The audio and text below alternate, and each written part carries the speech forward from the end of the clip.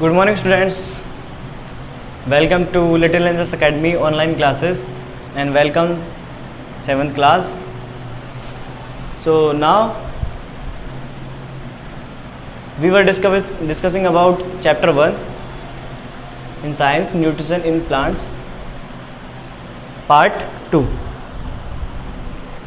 In previous section we have discussed about what is nutrients, what is autotrophs, what is heterotrophs, what is photosynthesis.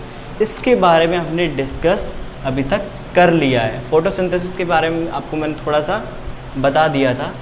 आज हम इसके बारे में deeply थोड़ा पढ़ेंगे कि फोटोसिंथेसिस होता क्या है। In the presence of sunlight, in the presence of sunlight by the using of water,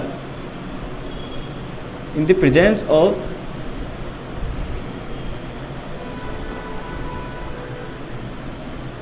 sunlight,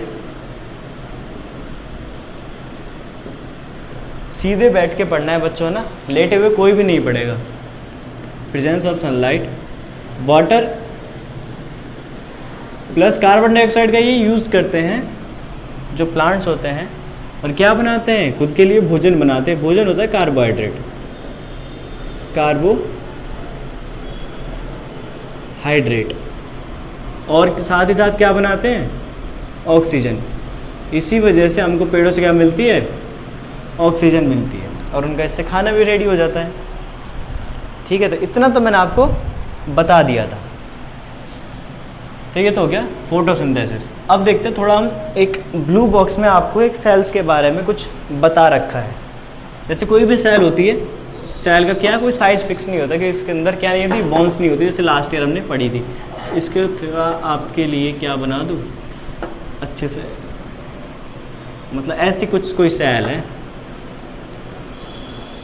nucleus उसका प्रेजेंट होता है ऑलमोस्ट मिड में, हो भी सकता है नहीं भी हो सकता, कोई ज़रूर नहीं है कि हर एक उसमें मिड में ही हो।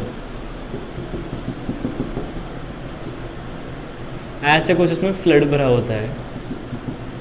ये क्या है, फ्लूइड, फ्लूइड लाइक्स। अभी आपको इसको फ्लूइड याद रखो,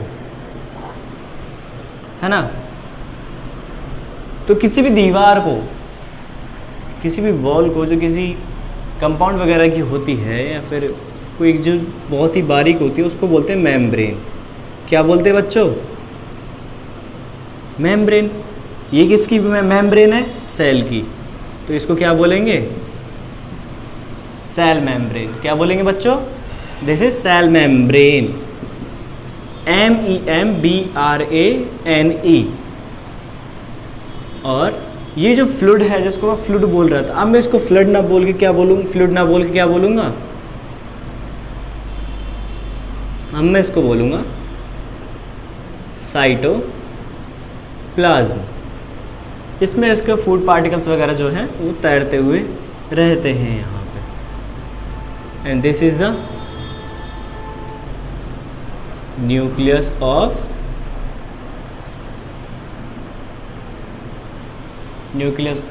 सेल।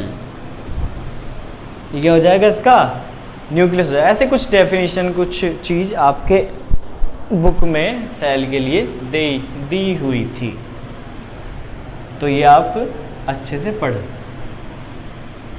और इसके बारे में आप अपनी बुक से, NCERT बुक से पढ़ सकते हो, जैसा कि उसमें दिया हुआ है। अब आते हैं आगे। यहाँ पे लिखा हुआ है स्टोमेटा। तो स्टोमेटा होता क्या है, से किसी एक लीफ है, उसका एक पार्ट है।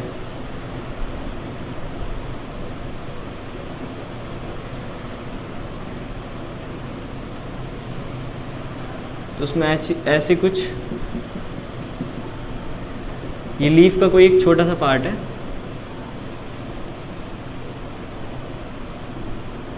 ये हिस्सा उठाया बस मैंने, इतना सा पार्ट मैंने एक लीफ का उठा लिया, वो ये।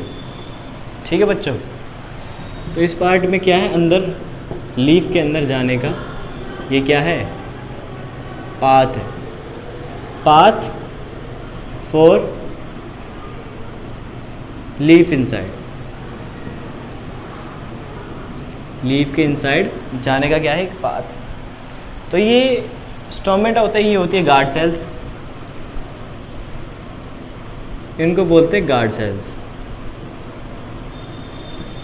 क्या बोलते हैं, गार्ड सेल्स। ये सिर्फ तभी खुलती है जब प्रेजेंस ऑफ सनलाइट होती है, जब इनको खाना बनाने की नीड होती है और ये सोचते हैं कि अब खाना बनाना है हमको सनलाइट की नीड है, तो सनलाइट जैसे ही इनको दिखती है ये अपने आप ओपन हो जाती है और ये सनलाइट को अपने अंदर लेकर उसको आगे की प्रोसेस के लिए कहाँ भेज देती हैं, लीफ के अंदर।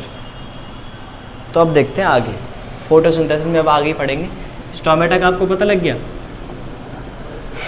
तो स्टोमेटा की ओपनिंग होती है तो उसे बोलते हैं स्टोमेटल ओपनिंग। किसको बोलते हैं स्टोमेटल ओपनिंग? जब स्टोमेटा ओपन होता है सनलाइट को एब्जॉर्ब करने के लिए। यहाँ लिख देता हूँ, to absorb the sunlight, to absorb the sunlight. अच्छा, अब जैसे ही सनलाइट किसी लीफ के अंदर जाती है तो वहाँ पे मौजूद होता है क्लोरोफिल। क्या मौजूद होता है? क्लोरोफिल लीफ के अंदर, है ना। क्लोरोफिल मौजूद होता है जिसमें क्या होता है, ग्रीन पिगमेंट। क्लोरोफिल की हेल्प से ही क्या बनाते हैं, जो प्लांट्स है वो अपना खाना बनाते हैं। इसमें ग्रीन पिगमेंट होता है, इसको क्या बोलते हैं, क्लोरोप्लास्ट। किसकी बात चल रही है? क्लोरोफिल के अंदर की, क्लोरोप्लास्ट बोलते हैं इसको, ग्रीन पिगमेंट को, है ना। ग्रीन पिगमेंट को क्लोरोप्लास्ट बोलते हैं। यहाँ पे क्लोरोफिल होता है जिसकी वजह से फोटोसिंथेसिस प्रोसेस कंप्लीट होती है और ये ग्रीन पिगमेंट ही क्या करता है, पेड़ों की पत्तियों को ग्रीन कलर का बनाए रखता है। और जहाँ भी जैसे लीफ क्या होती है, जनरली ग्रीन होती है बच्चों। कैसी होती है? ग्रीन। तो वहाँ पे फोटोसिंथेसिस की प्रोसेस जो है कंप्लीट होती है। अगर किसी प्लांट का कोई भी हिस्सा ग्रीन है, किसी प्लांट का कोई भी पार्ट ग्रीन है,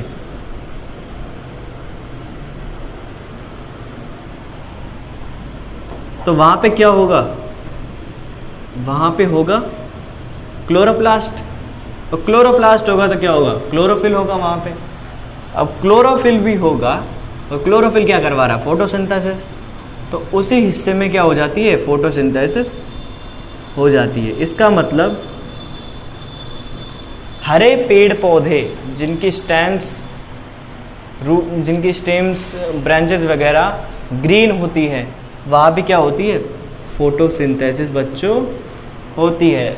यह ज़रूरी नहीं है कि सिर्फ पत्तियों में ही हो, पत्तियों के साथ साथ में उनके और बाकी हिस्सों में, बाकी पार्ट्स में फोटोसिंथेसिस कंप्लीट होता है और फूड प्रोसेस भी कंप्लीट होती है।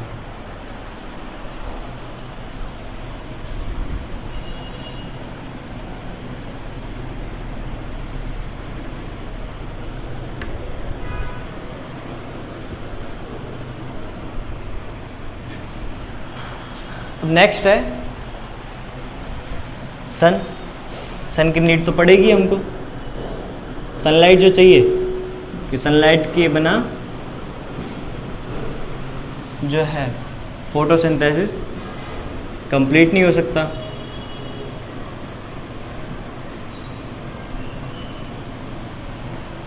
सो sun is the greatest source of energy in our solar system.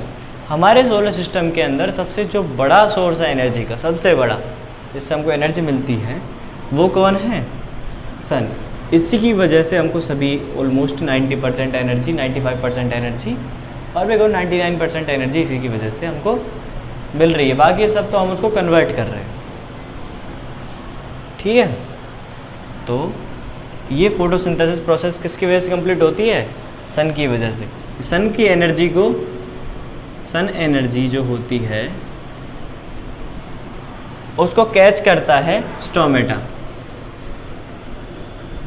Catch by stomata, और इसको ट्रांसफ़र कर देता है,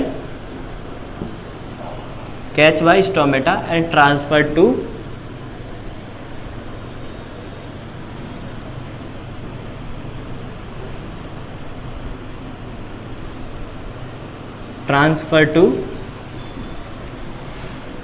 क्लोरोफिल,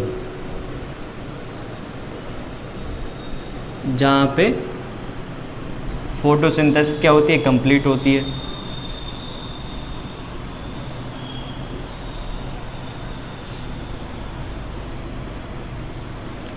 फोटोसिंथेसिस क्या कंप्लीट होती है। ठीक है बच्चों, ये आपका शॉर्ट में लिख दिया जितना भी सब कुछ होता है कि सन एनर्जी होती है जो इसको स्टोमेटा जहाँ पे प्रेजेंट होता है वहाँ उसको कैच कर लेता है और फिर इसको ट्रांसफ़र कर देता है क्लोरोफिल पे, फिर वहाँ से फोटोसिंथेसिस प्रोसेस कंप्लीट होती है और फूड बनकर रेडी हो जाता है।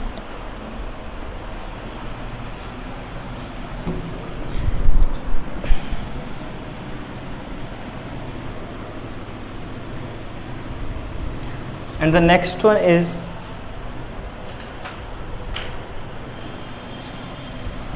अब इसको एक रिएक्शन की तरह हम दिखाएं तो कुछ ऐसे दिखाएंगे। सनलाइट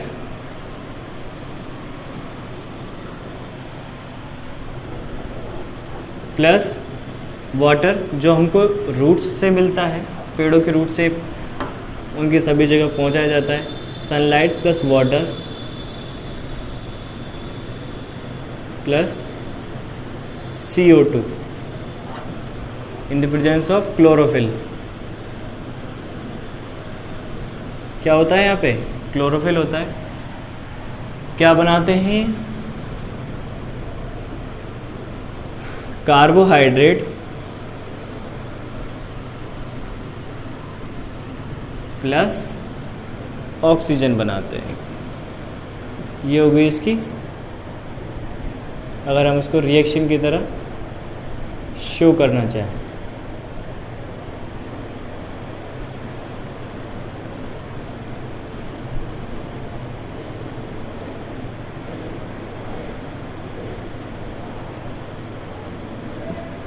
ठीक है बच्चों, अब मैं इसको यहाँ से रफ कर रहा हूँ, आप इसको एक नोटबुक में उतारना चाहो, इसको प्रैक्टिस करना चाहो करो।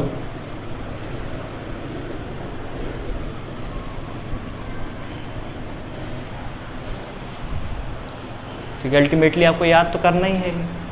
अगर आप इसकी प्रिपरेशन अभी से कर लोगे तो आपको बाद में दिक्कत नहीं आएगी, सब कुछ पढ़ा हुआ आपको लगेगा। अब एक डायग्राम है,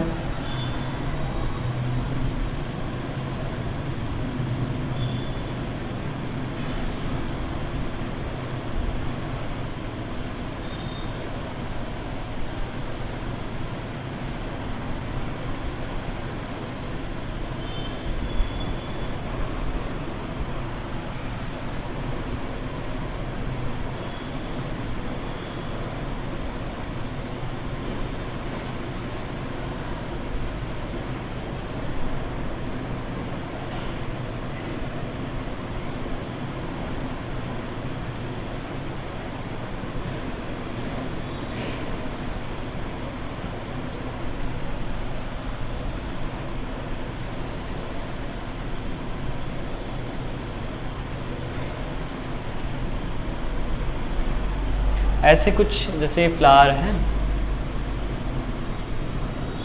तो दिस इज द सन,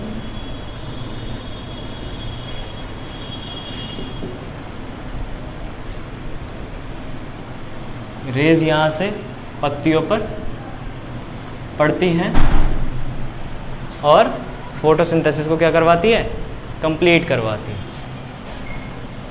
ठीक है बच्चों,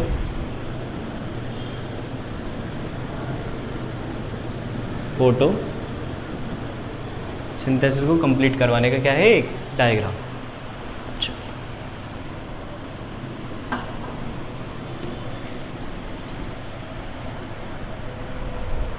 अगर आपको कुछ दिक्कत आ रही हो तो आप मेरे से ऑनलाइन सेशन पूछ सकते हो, जो आपके लिए अरेंज करवाया जाएगा हर हफ्ते, और आपको इसमें कोई प्रॉब्लम भी नहीं होगी। वैसे तो जो अभी मैंने समझाया वो सब नॉर्मल है। ठीक है बच्चों, ये कुछ हेडिंग्स जो बोर्ड पे लिखी हुई है, इसको आप टॉपिक्स मान के इन पे पढ़ सकते हो। ऐसे ही जैसे काफ़ी सारे प्लांट्स होते हैं, तो उनमें उनके कलर की जो लीव्स होती है, जो उनकी लीव्स अलग अलग कलर की होती है, जैसे कि रेड, येलो एटसेट्रा, मतलब अलग अलग कलर की लीव्स होती है। फिर सर उनमें तो ग्रीन पिगमेंट होता ही नहीं है, तो उनमें भी क्या है, ग्रीन पिगमेंट ना होके रेड पिगमेंट, येलो पिगमेंट ऐसे होते हैं। ये पिगमेंट्स होते हैं जिनमें क्या होता है, क्लोरोफिल मौजूद होता है। वो भी अपना क्या बनाता है, फूड वहीं से लीव्स वगैरह से बनाते हैं। वहाँ भी फोटोसिंथेसिस क्या होती है, कंप्लीट होती है। अब कहीं और ऐसी जगह जहाँ आपने ग्रीन कलर को देखा हो किसी प्लांट में, किसी जगह में, तो मैं आपसे क्वेश्चन पुट करना चाहूँगा कि आपने कभी एल्गी को देखा है? एल्गी जो जनरली किसी वाटर सोर्स के किनारे पे जम जाती है काफ़ी दिनों तक पानी इकट्ठा रहने के बाद में, क्या कभी देखा है? नालों के पास में या फिर किसी रिजर्वर है उसके आसपास में ग्रीन कलर के पैचेस जमा हो जाते हैं, तो वो एल्गी, वहाँ भी क्या मौजूद होता है, वहाँ भी ग्रीन पिगमेंट, उनके पास में क्लोरोफिल मौजूद होता है और फोटोसिंथेसिस प्रोसेस कंप्लीट होती है। इसी की वजह से वो अपना खाना बनाते हैं। So thank you so much students, and keep study, stay home, stay safe, bye bye.